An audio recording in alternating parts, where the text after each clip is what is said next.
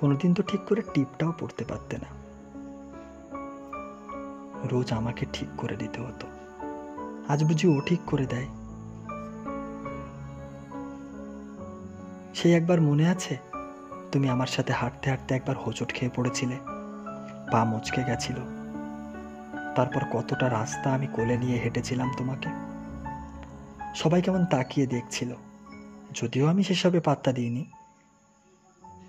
কিন্তু সেদিন তোমার বাবা না দেখতে পেলে আজ হয়তো সব ঠিক থাকতো।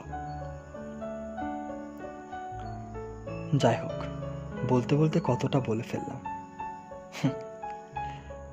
আমি কাল অনেক দূরে চলে যাচ্ছি। তুমি ওর সাথে মানিয়ে চলার চেষ্টা করো, আর আমাদের কন্ট্যাক্ট হবে না। আর তো কিছুদিন বাকি তোমাদের বিয়ের।